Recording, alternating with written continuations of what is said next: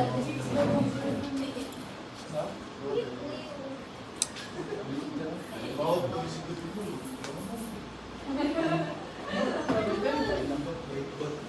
nagpalit ko, Ben.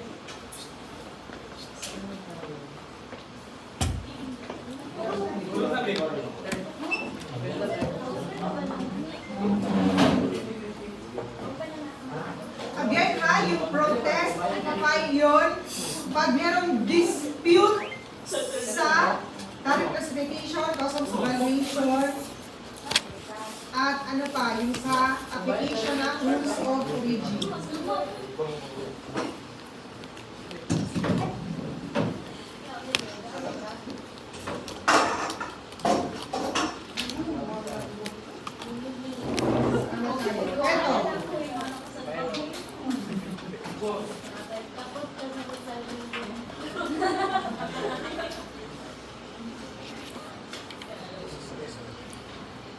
Okay, so for motion for reconsideration or lifting on just and equitable grounds, aggrieved importers may seek the reconsideration or lifting of warrant of disdain or garnishment by filing within 15 days from the service thereof a motion for reconsideration or lifting with the Commissioner through the Legal Service Bureau of Customs.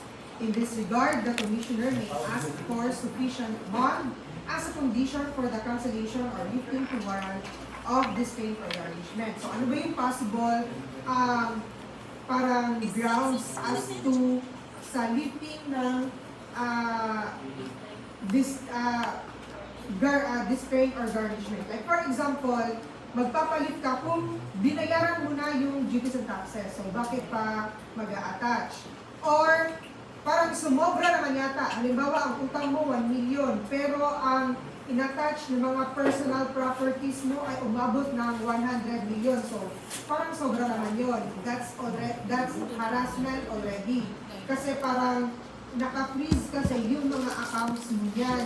Hindi ko siya pwedeng tawag dito, basta-basta i-benta or delawin without the approval of the Commissioner. So yun nga, kung ang utang mo ay 1 million lang naman, pero kung ang in-attach or ang ginarnish or ang inisyon ng warrant of disdain ay mabot ng 100 million, so pwede kang mag-file ng lifting ng garnishment or ng disdain or yun nga, motion for reconsideration.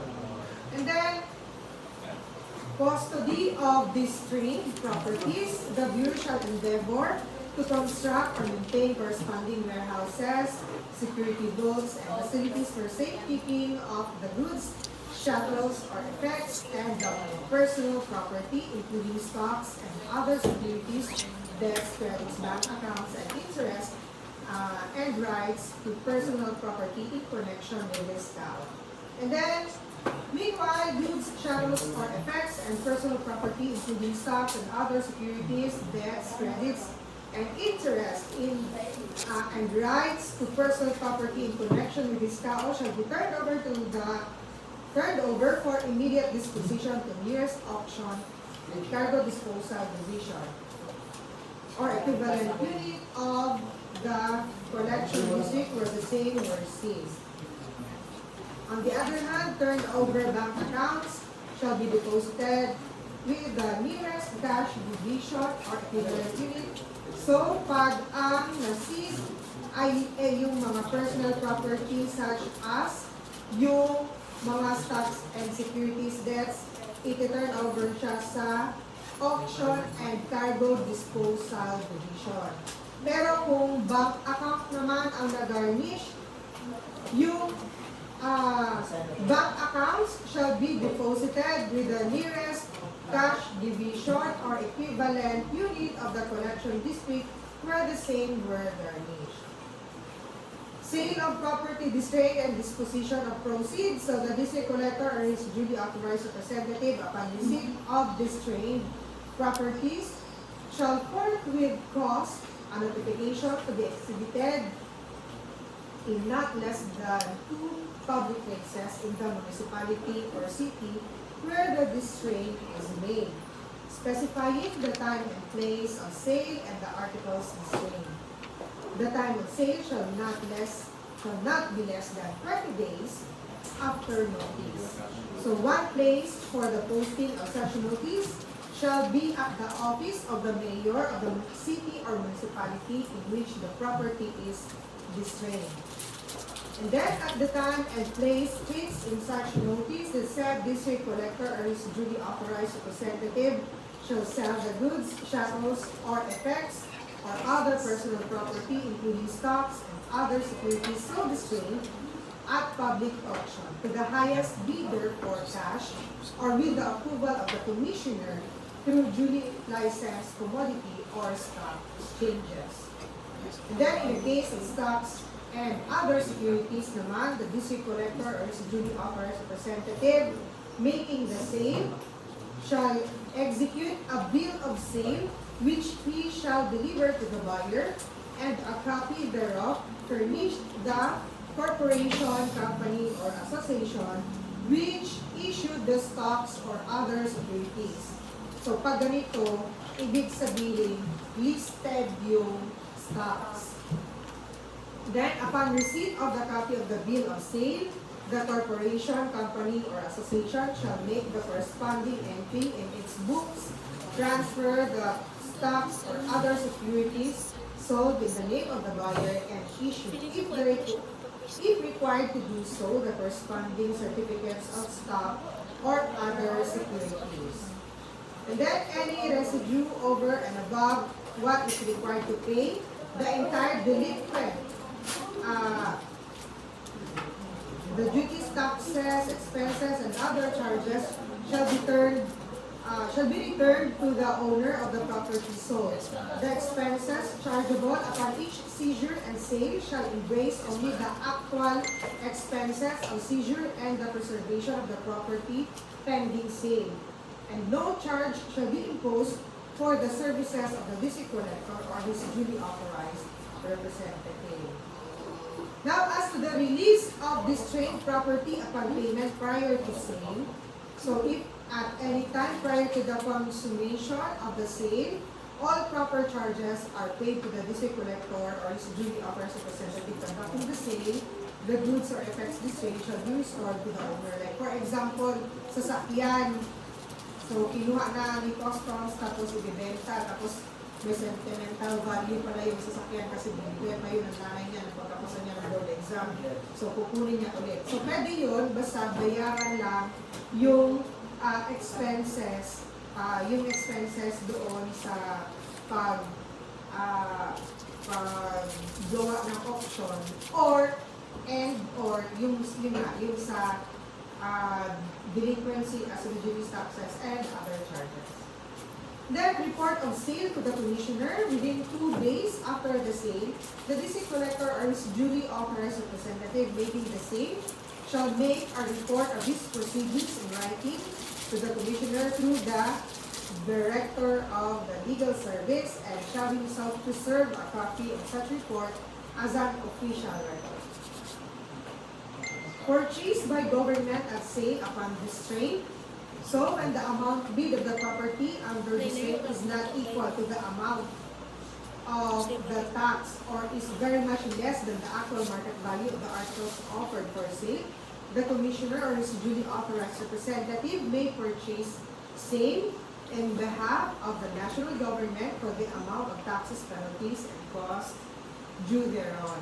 And then property so purchased may be resolved by the commissioner or his duly authorized representative, and the net proceeds therefrom shall be remitted to the national treasury and accounted for as cash collection. Take note, yung sa seizure, di ba, ilalagay siya sa fund ng, ano yun? Seizure fund. Dito naman sa distraint is, halimbawa, in-auction na yung property, yung proceeds noon ay ipo-forward or i-remit sa National Treasury. Proceeds, forward. Okay, now for the constructive distraint of the property, warrant of constructive distraint of property to safeguard the interest. So, tapos na natin na-discuss yan. Yes. Yes. Ito naman, yung explanation na to, in-explain ko naman sa inyo ngayon. And based naman ito sa section 1, for example, section 113, based naman ito sa, tingnan nyo, yung explanation ko naman ay, halimbawa, ito, merong NIRC, Title 3, Chapter 2, meron namang mga tawag dito, references, na-discuss naman natin ito sa tax 2, kung maalala nyo. Tapos, yung sa, ano pa, mga CMOs, and CAOs, binigay ko naman sa inyo. Yun lang, siguro yung pagka-explain, iba pa rin. Pag yung sa ano. And then, sa Thursday, meron tayong review. So, imposible na talaga na hindi nyo masagutan. Ay, Friday pala, meron tayong review. So, imposible na hindi nyo masagutan yung mga tanong. Like ito, di ba, yung sa tawag dito, to safeguard the interest of the government para sa issuance ng warrant of constructive distraint. Ito is the said company retiring from any business subject to, di ba? Nandun naman ito, is intending to leave the Philippines, removing property, hiding or concealing property, nandun naman yan. And then, ito nasa, I think, nasa KAO ito, yung warrant of constructive distraint must specifically state the with sufficient certainty. Yung ang pinagkaiba lang kasi sa KAO is halo siya. Whereas yung sa buko kasi, halimbawa, ang topic is distraint, so nakafocus lahat ng KAOs and CMOs on distraint. Paano siya, kailan siya i-issue, paano siya i-issue, sino mag-i-issue, anong gagawin after, yun nga, naka-detail siya. So yun ang pinagkaiba. Yun nga lang, hindi ko siya marirelease kasi na-busy kami sa ibang book. So, pina-prioritize kasi daw yun. So, ito baka sa next. Wala akong choice kasi under akong contract sa gabi. So, anong masusunod na? So, ano pa? Sa warrant of constructive distraint must specifically state with sufficient certainty name of importer, subject of post-entry audit. Yan yung sa last assembly nata. Then, estimated duties, taxes, and other charges sought to be collected, and directed to importer concerned or any person in possession or control of such property to sign a receipt covering the property distraint. And then, directed to importer concerned of any person in possession or control. Magkaiba si possession or control, ha? Si possession, either constructive or actual possession.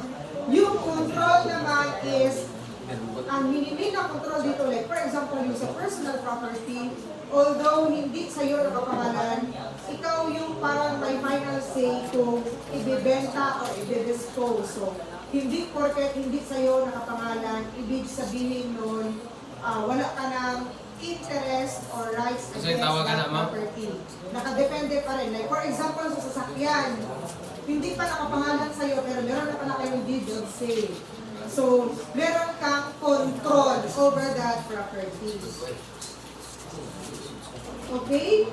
So, directive that in case importer concerned or any person, pabalik-balik na naman ito, nandun na ito sa, in possession or control of property sought to be placed under constructive distraint.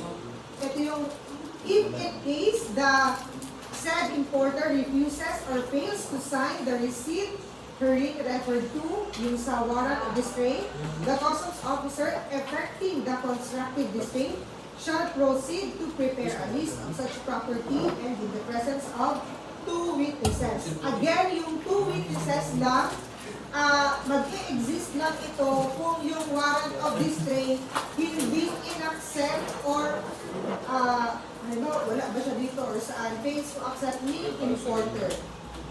Okay? Mag-i-exist lang ito sa letter E kung hindi natanggap yung warrant of distraint. Ito yung tinatawag na constructive distraint. And then, in case the importer or person in possession and control of the property sought to be placed under constructive distraint,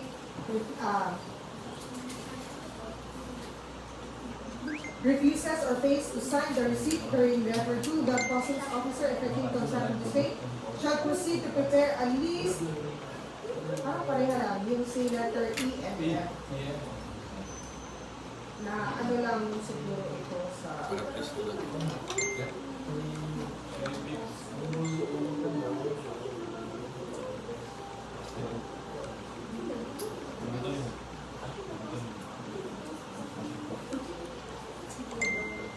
Yeah, same lang si letter E and si letter F. Then, upon issuance of the said warrant of constructive distraint, the same shall be recorded and docketed by the legal service, Bureau of Customs, and shall cause the proper service and implementation thereof. Basis niyan, CMTA Title 11, Chapter 8, Section 1133. Next, release of distrained property upon payment prior sale. So, tapos na din ito. Then, levy on real property naman.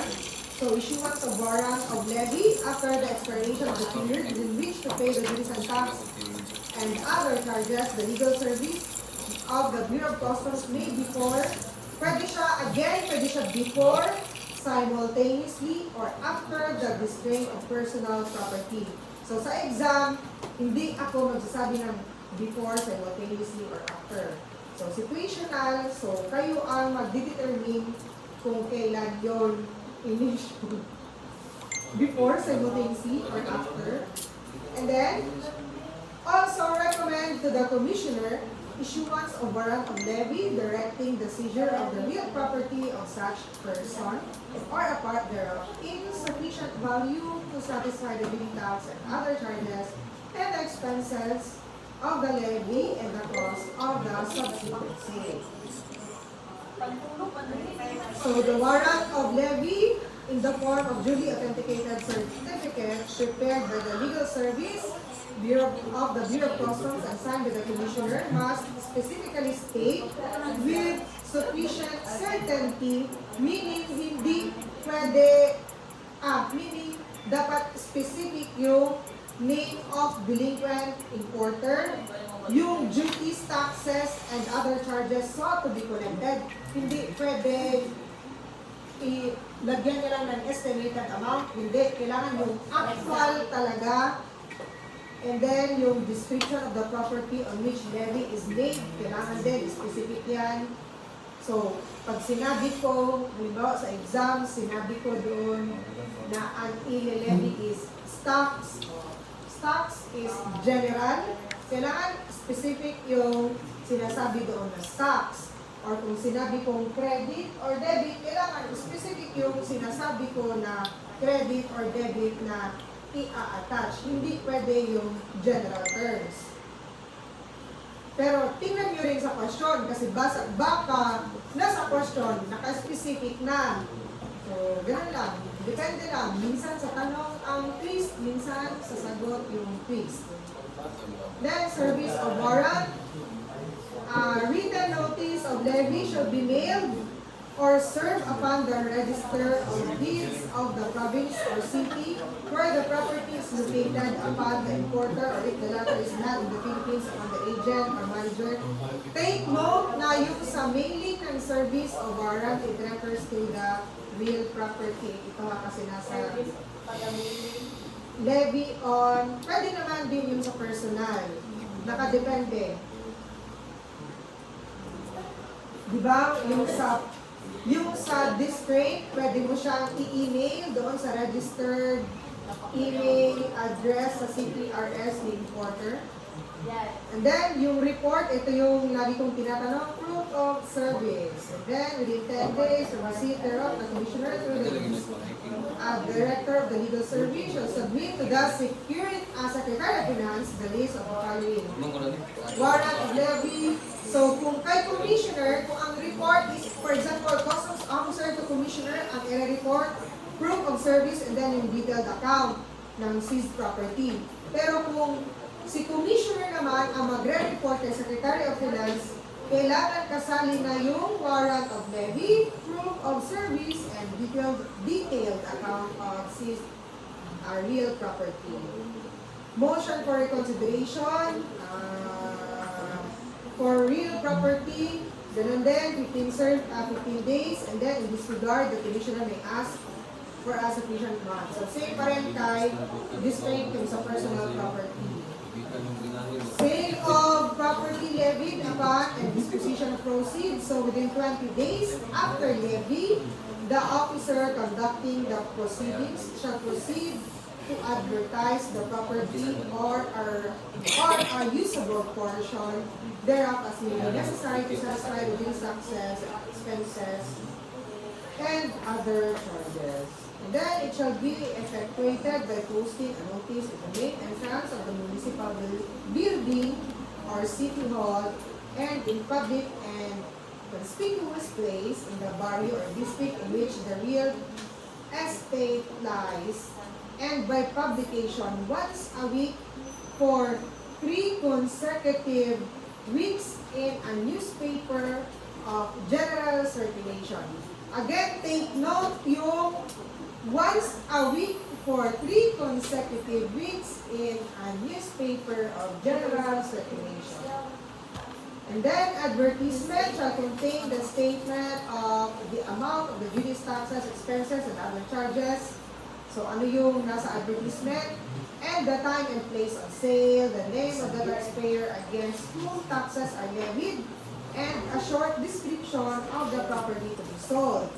At any time before the day fixed for the sale, the taxpayer may discontinue all proceedings by paying the taxes, penalties, and interest. And then, if he does not do so, the sale shall proceed and shall be held either at the main entrance of the municipal building or city hall or on the premises to be sold as the officer of the auction and cargo disposal division or equivalent office conducting the proceedings shall determine and as the notice of the sale shall specify. Again, magkaiba kung ang dine-deposit is yung sa bank or yung sa mga stocks or ito nga yung sa mga property.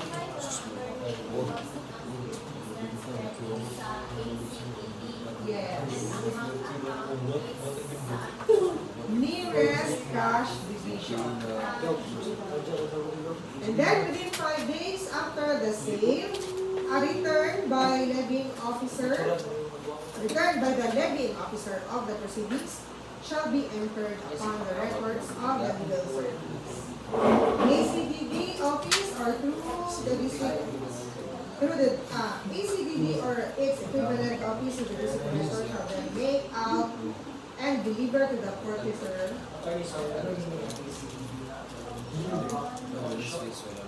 Auction and cargo disposal division. Nasa tao yan yung binigay ko?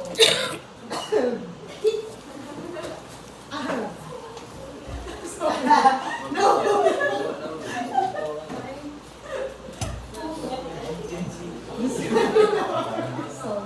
Stating the name of the purchaser and setting out the exact amount of all duties, taxes, and other charges. Take note na bawal ang mga employees ni Bureau of Customs and their family members by consanguinity or affinity within 4 civil degree na sumali sa auction.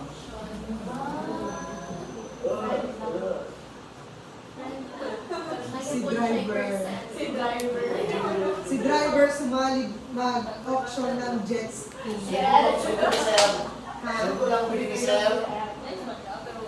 Si driver na wala man lang ITR, walang negosyo, nakabili ng jet ski at ng sports car. Okay, so the ACDD or its equivalent unit upon the approval of the district collector may out of the auction fund advance an amount sufficient to defray the cost of collection by means of the summary remedies provided for in this order, the advertisement and subsequent sale of the property, of the real property, including improvements found on the latter. So, saan kukunin yung mga advertisement costs? Sa auction fund. And then, release of levied property upon payment. Tapos na. Report of sale to commissioner. So, within 2 days after na na-ibenta yung property, the DC collector is duly authorized representative making the same shall make a report of his proceedings in writing to the commissioner, to the DC collector, to the director, legal service, and shall himself preserve a copy of such report as an official record. And then, purchased by government, so same pa rin, pwede i-purchase ni Commissioner of Customs. Take note ha, ang minimum dito na pwede i-purchase ni Commissioner of Customs para gamitin ng Bureau of Customs. Hindi para sa personal interest or for personal use ng mga empleyado or ano. Kailangan siya, ang purpose niya is for government purposes. Kasi ang magbabayad is si government, hindi yung ano. And then, halimbawa, yung property, binayba, tama ba ang word? Hindi. Binili ni, halimbawa, dineclare na merong failure sa auction kasi walang, walang sumali dahil tinakot. Walang sumali sa auction kasi masyadong mataas yung bidding price. Or, halimbawa, hindi na kapakipakinabang yung ino-auction na, halimbawa, ang ino-auction is spare parts. Hindi na lahat, di ba, bibili niya. Tapos, ang ino-auction mo talaga ng spare parts is 10 containers. Grabe, ang laki ng yarda. Ma'am, muna, kanang auction, ma'am, muna kanang ginapasilita sa lang nasod, ma'am, ng mga storage wars, kanang Ano? Sa kuan mo gud ma'am, sa TV ba? Nay mga salida bitaw nga gina-broadcast nila ba nga ang container gibaligya nila bitaw nga mag-bidding sila tapos mo rin to ma'am ba? Mo na ang kuan ma'am, mo na ang auction ma'am. Oo, halimbawa, di ba? Merong Abandon nga. sa district na tayo ha, hindi na tayo sa seizure. Halimbawa, ikaw, nag-import ka, tapos, nang babae ka, nag-gasto mo yung pera mo, meron kang utang na duties and taxes sa government. So, para babayaran mo yung duties and taxes mo sa gobyerno, isyuhan ka ng warrant of restraint doon sa BMW mo na kulay red. Yes, ako rin nakapangalan ng morning. BMW. Ngalan sa iro. Hindi kasi pwede na. Kasi ang purpose ng auction is para maiwasan na merong pinipavor si government na isang tao. Ang hinili ng auction, ang purpose kasi ng auction is para kung sino yung mag-o-offer ng price na halimbawa BMW, nag-set si Bureau of Customs ng floor price ng 3 million. So, hindi, para manalo ka sa auction, dito ang sign niya. Tulad ko kaya paano manalo. Kasi usually, sa first bidding kasi lahat ng mga auction, meron sila mga internal rules. Para manalo ka, kumpitan mo kaagad yan ng 10%. Magkano ang 10% yan? Kuan ma'am 300,000. 300,000. So, 3,300,000. Hindi ka safe dyan sa 10% na yan. Ang i-offer mo, kung may budget ka, pwede kang mag-20%. Automatic, panalo ka na yan. Or kung tingin mo na can afford yung kalaban mo, then gusto mo talagang makuha yun kasi tingin mo, mabibenta mo pa siya. Ang safe kasi, parang safe na ma-offer mo sa auction is kailangan yung floor price, patungan mo siya ng 11% pataas. So kung sa tingin mo, huwag kang pumatong ng mga 11 to 15%. Kasi pag ganon, magse-second bidding na naman kayo ulit doon sa mga nanalo. Doon sa mga nanalo na mga first and second, third, hanggang third bidder. So maglalaban na naman kayo sa new floor price na halimbawa, 15% ng 3 million, magkano? 150 ma'am. 450. 3 million. 3,450,000. So yun na ang bagong floor price na naman. Magbabago na naman yung floor price. Dito na naman mag-start ang bidding. Pero kung inoferan mo kaagad yan ng mga 16%, or yun nga, kung medyo may pera ka 20%, sure ka talaga yan. Ganun sumali na, ewan ko lang pero yun ang style ko dati. Sumasali ako sa bidding, check ko yung item, tapos pagka-check ko sa item, hindi ako nag-offer. Kasi kung 10%, bakit ka pa sumali sa bidding ko? Panggulo ka lang sa ano. Kasi kailangan kasi sa bidding, para merong manalo, kailangan above 10%. So kung 10%, parang wala lang, parang ano lang yan, panggulo ka lang, wala kang pera, umalis ka dito, wala lang. Meron din sumasali ng ganon para mag-fail ang bidding, para ibaba ang floor price. Meron din sumasali ng ganon para pangpagulo lang, or para lang ano yung kailangan at least. Meron kasi sa bidding na, meron silang internal rules na at least kailangan 5 yung sasali na companies, yung mga ganon, or 5 bid para walang failed bidding. So, yung iba, pampagulo lang, yung iba, pang 10%. Minsan, bibigyator yung kumpanya kasi natin lang. Yung Tagalog, maraming ganon kasi gusto nila i-fail yung bidding para, yun nga, negotiated. Once negotiated sale kasi, mababa na talaga sa, pero yun nga, sa Manila, marami yan, yung mga hot cards, yung mga high-end, ganyan ang ginagawa, paid bidding. Kaya nga, di ba, yung time ni Digong, ang ginawa na lang is, binasak na lang kasi alam niya yung laro kasi na ipapapig lang yung bidding. Eh, sabi naman ni Digong, imposible na mag-field bidding yan sa dami ng gusto na magkaroon ng sports car. So, imposible. So, ang ginawa ni Bagong Destroy. Kasi yun, pag halimbawa, chinecheck ko kasi ko, tapos sumasali, maganda siya kung gusto nyo ng easy money na legal, kung gusto nyo ng easy money na legal, halimbawa, may malaki kayong kapital, yung gano'n, sumali kayo sa mga bidding din. I-check nyo muna yung unit, syempre kasi meron din mga sasakyan na pag halimbawa, hindi sila nanalo, sisirain nila yung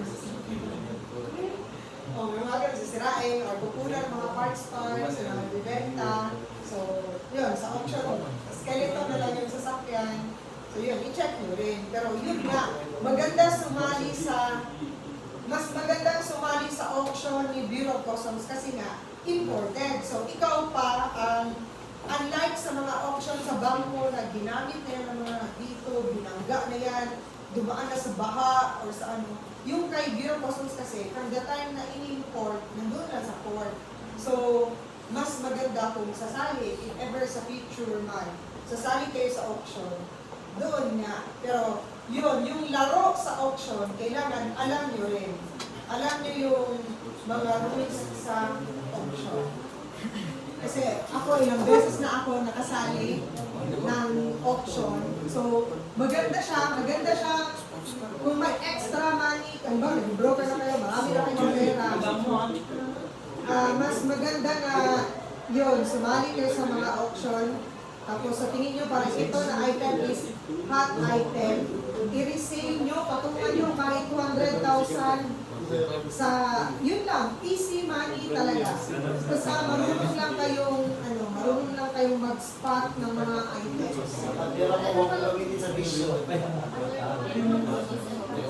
Wala na, kasi optional. Ang binayaran mo yan, kasali na, lahat-lahat. Parang, kung magkano yung panalo sa bidding, yun na yun. So,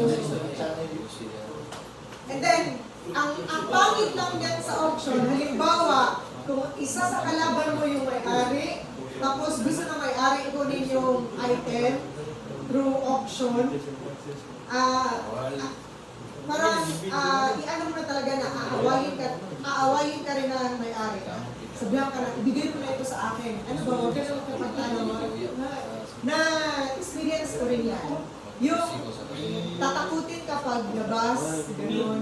Oo, naranasan ko yan before. So, yun, kota na sa death threats. Yung mga ganun pa, halimbawa, sumali ka, anong gusto mo, hindi ko naman palabas dito kasi gano'n. Bigay mo na sa akin ito, gano'n.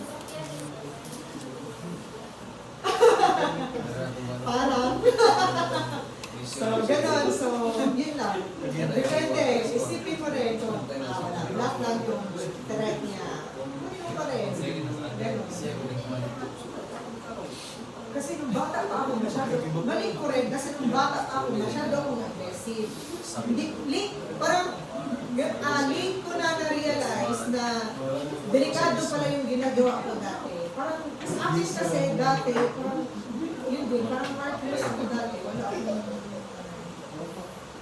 heartless. Yun lang, sa akin kasi trabaho lang ito, walang personalan. Ay, mali pala, kailangan pala i-consider. Kailangan pala i-consider pala yun, yung mga gano'n na mga bagay. Kasi hindi natin alam na may value pala sa kanila yung container na yun. May inipit pala doon na regalo ng hapon sa kanya, yung mga gano'n. Hindi ko alam na may pinalaman, kasi per container kasi dati ang ako. So hindi ko alam na meron palang ibang, nung pag-unload namin, doon ko pa nalaman, kaya pala gusto niya ito kasi may pinadala pala si hapon sa kanya. Ay, drugs. Eh, benta ko na rin. So yun. Dati yun ka. Sa akin kasi dati parang work lang. So, yun ko na na-realize na yun pala. Consider din pala yung mga gano'n na bagay. Wala na-convert ko na rin into cash. Hindi ko alam na yun. Kasi, wala naman nagsabi sa akin dati. Parang sa akin kasi dati, yan, meron ganito, buka gusto mo. Sa akin, binabasa ko lang. Pagkabasa ko, okay, parang kaya namin. Parang kaya namin sumali. Kung ganito ang requirements tayo sumali. Ang purpose lang kasi nila doon is para maging 5. Hindi nila alam na gusto ko kunin yung container. So, nagulat silang lahat na pag-bid namin, yun ang ginawa ko. So, na-declare agad kami na kami ang panalo. So, na-shock sila kasi pag-bid kasi yan, close lang. Tapos isusulat ko lang sa papel kung magkano ang bid mo. Tapos open. Pag-open, so na-shock sila lahat na gano'n kataas. Kasi kinumpute ko na. So sabi ko kung bababa ako dito, mag-ano talaga yung manila. So mag-new floor price na naman. So inaasan ko na para wala na new floor price. Bidding sa kusip. Oo, hindi nila inaasan. So yun na nga, sinabihan ko na, bigay mo na sa akin to. Hindi ko naman kasi alam that time. Wala din nagsabi sa akin. Tapos wala na kasi, nakaregister na kami, nakabayad na kami. So wala na, sabi ko, paano ko yan? Naparapan. Oo, naparapan.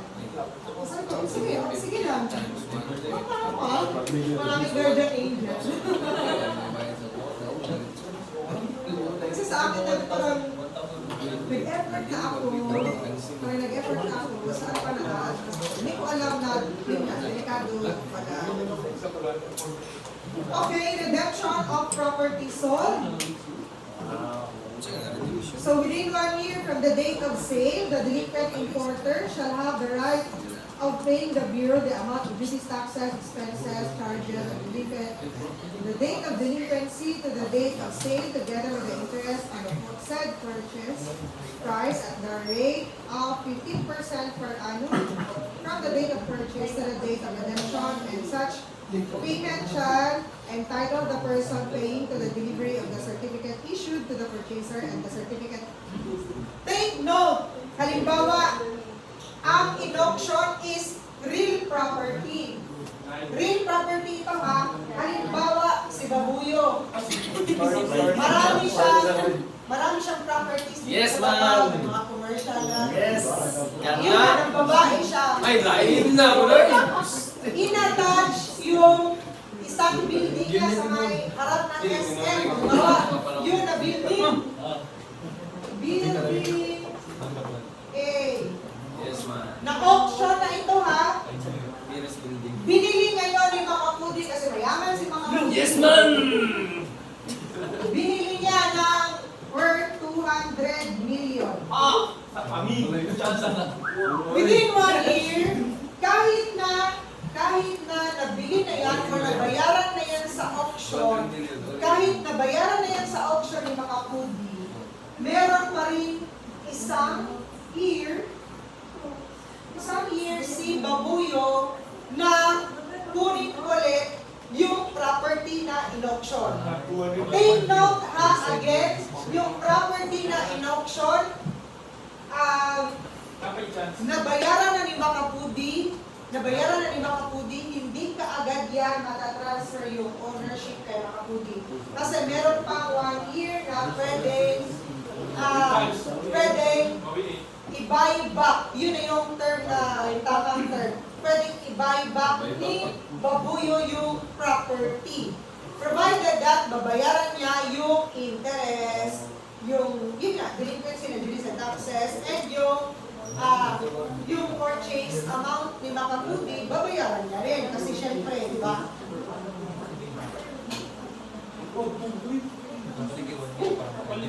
Again, ano pa? Yes. Basta real property. Kasi, yan yung tinatawag na bar curtain rule na after 1 year, kung walang deception on the part of the buyer, halimbawa hindi niya niloko si owner ng property, nasa obligon nyo yan, pag halimbawa hindi niloko yung sa pagbenta ng property, gano'n. After 1 year, iba na ang remedy ni owner ng property. Hindi na niya pwedeng i-redeem kung ano yung pinagbenta niya. Iba na ang parang remedy ni owner when it comes to real property. Pero within 1 year, yun nga, pwedeng i-buy back ni owner yung real property. Kaya yun, careful din kayo kung bumibili kayo ng real property. Bayaran ni Babuyo. Kasali. Ang interest na sinasabi dito ay interest on said purchase price at yung 15% per annum. Saan na yun?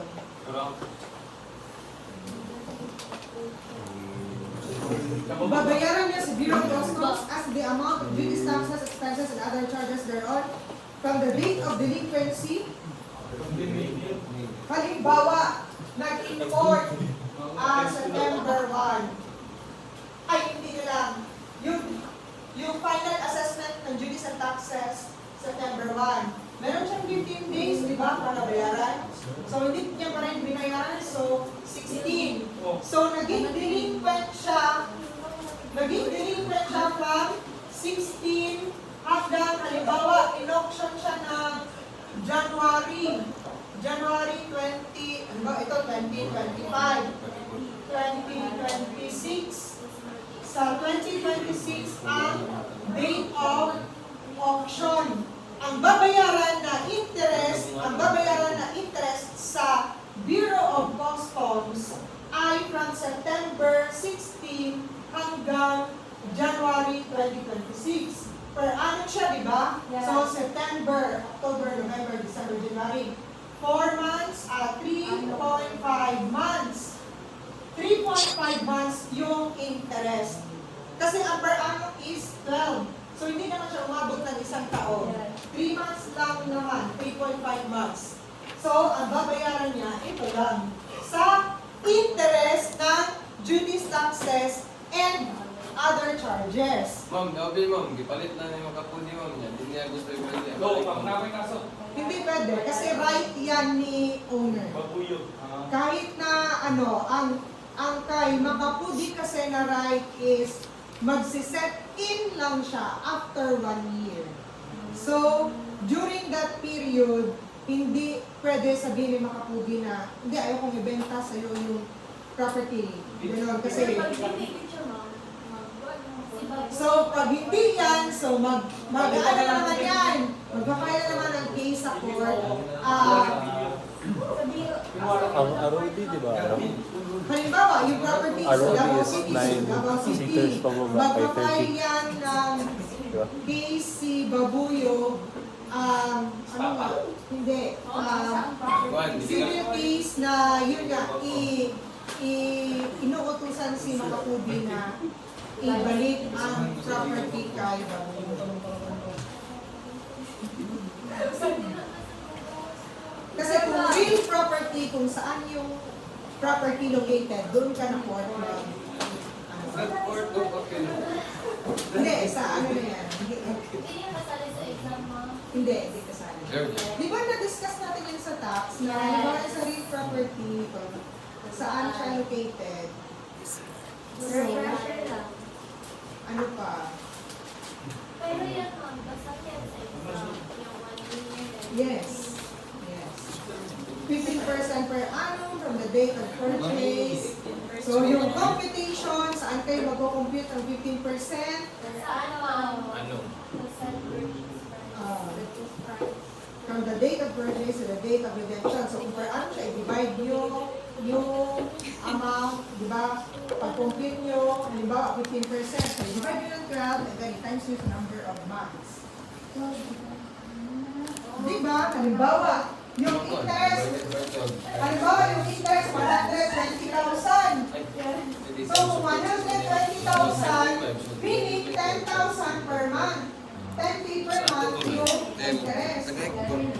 Pagkano yun? 3.5 months lang, diba? So, 35,000 lang yung interest. Nakuha ka lang. Sige, tingnan natin sa exam. Talaga ba? Again ha, halimbawa yung interest ay 120K. So, divide mo ng 12 para sa monthly interest. Then, times mo kung ilang months yung na-cover. Nine numbers. Yes, Yes, kasi on November, gano'n naman talaga ako magbigay ng exam, diba? Kailan ba ko hindi nagbigay ng dates kung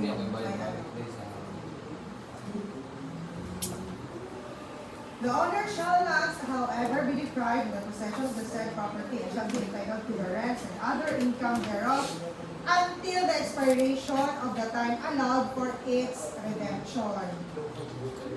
And then, for feature to the government, halimbawa, etong sa example na ito, halimbawa, nabayaran ni Makapudi yung property. Yung, halimbawa, pinaparentahan ni Babuyo yung property sa SM. Yung proceeds, yung bayad sa renta, hindi yan kukunin ni Makapudi. After 1 year pa, pwede kunin ni Makapudi yung kung ano yung fruits doon sa property.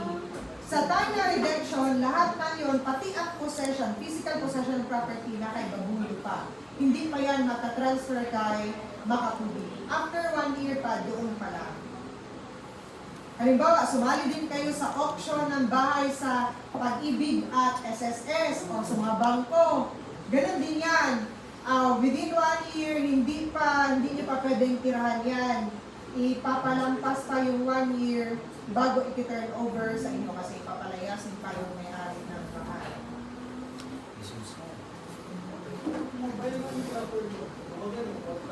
Ito na naman yung for feature to government for one of bidder. So, yun nga, in case there is no bidder, imposible, kung ba, luxury cars, or real property exposed for sale as here above provided, or if the highest bid is for an amount insufficient to pay the duties, taxes, expenses, and other charges, the ACDD or its equivalent office conducting the sale shall declare the property forfeited in favor of the government in satisfaction of the duties, taxes, expenses, and other charges in question within 2 days thereafter, shall make a return of his proceedings and the forfeiture which shall be spread upon the records of his office. And then it shall be the duty of the registry of deeds concerned upon registration with his office of any such declaration or forfeiture to transfer the title of the property forfeited to the government without the necessity of an order from a competent court. And then, within 1 year from the date of such forfeiture, the delinquent importer may redeem the said property by paying to the commissioner or the latter's district collector the full amount of the duties, taxes, penalties, together with the interest thereon and the cost of sale. But if the property is be not thus redeemed, the forfeiture shall be deemed as zero. Take note yung without necessity of an order from a competent court. Di ba yung remedies, administrative, civil, and criminal. Kung ang inabili customs is administrative remedies, yung distraint and levy, hindi kailangan ng court order.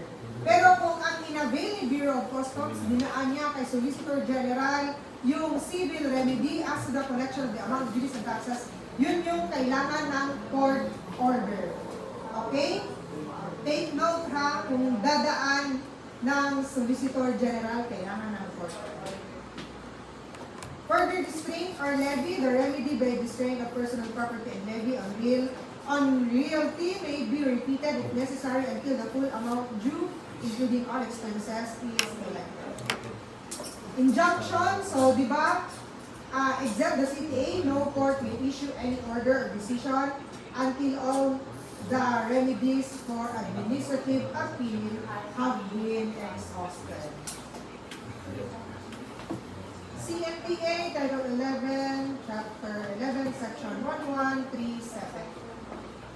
Yun lang. Finals natin, judicial proceedings lang. Ano? Wala na talaga. Wala na so, yun lang. Curtain bar rule. Hindi ko ulit katanong. So, within 1 year.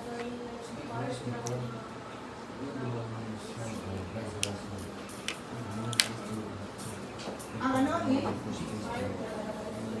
Part lang din naman yung lahat ng levy and ha? Hindi ako sure ba parang bawal. Kasi, pero nandun naman yan sa kawan sa'yo. I-convert ko nga into Word, tapos i-search ko lang distraint. Lalabas na lahat. Yung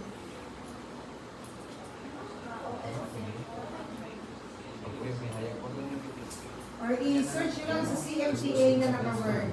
Type nyo, distraint. Lalabas yan lahat.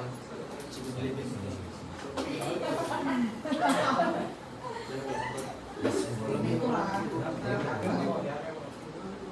Yan, Tao 13-2020.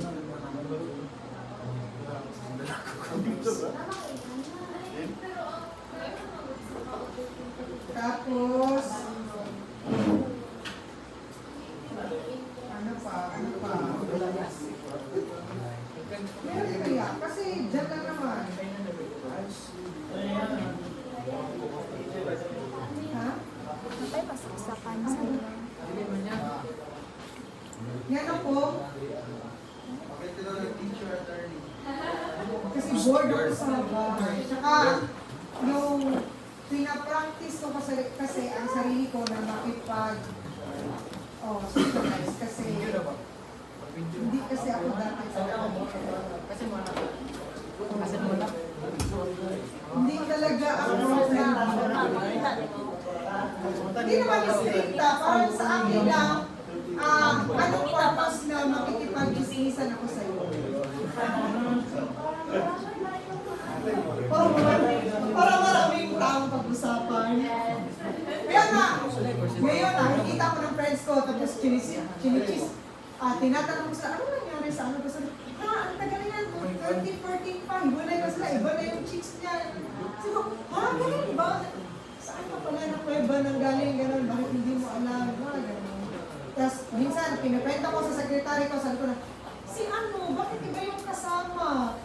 Tapos sabi ko na, nung bababae ba siya? Tapos sabi ng sekretary ko, ma'am, yan ako, matagal na naniwalay, gano'n, iba na, gano'n.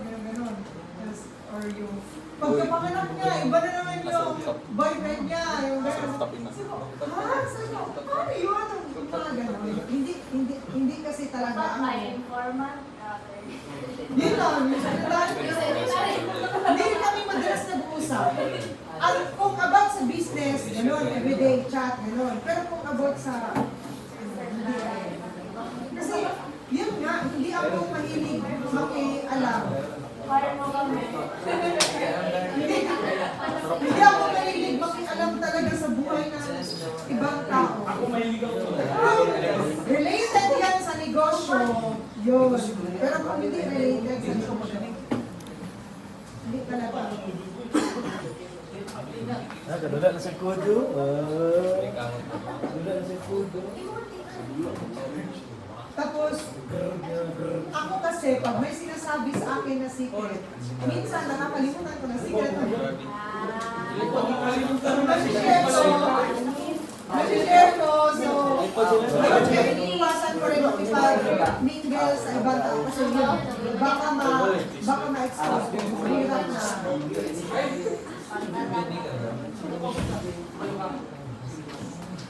Tsaka ilan na naman yung friends ko kasi. Hindi, ilan na ang friends ko.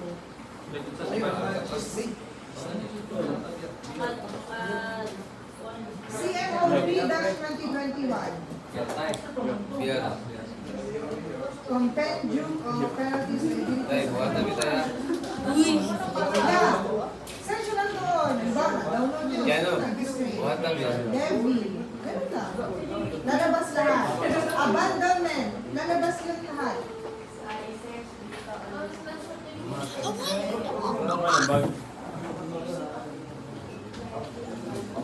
Babong ka. Hindi, marami dyan. I-type nyo nga. I-type nyo. And then, ito, hindi ko makita sa ano ito. Guidelines. Kita nyo na ito. Guidelines in implementation of civil remedies for collection of dues and taxes. I-search lang. Yes, sir.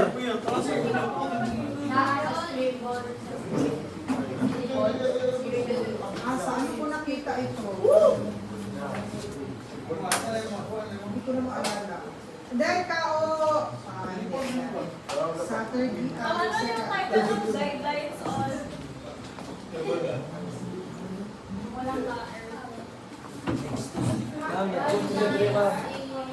Guidelines in implementation of civil remedies for the collection of dues and taxes. Third, bagay mo third.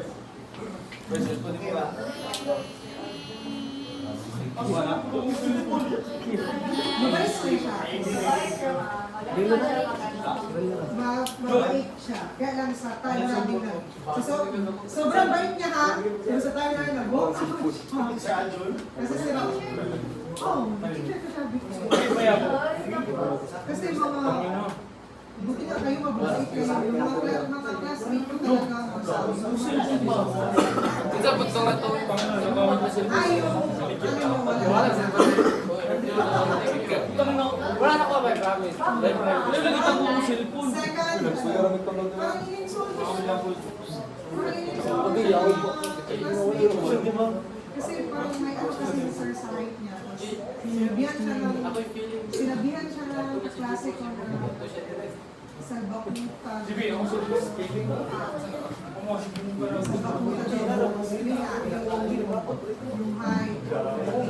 Nag-insult ko siya, nag-walk out. So, nagbigay na lang siya ng ano, tapos nagbigay siya ng isang person. Book out na siya. Yung klase namin is from 9 to 12. Tapos 9:30 pa lang. Wala Oh. siya. Yung Book uniform out mo, na siya. So, customize pa parang mo. na-stress kami lahat noon. Kasi, yun nga. Book out si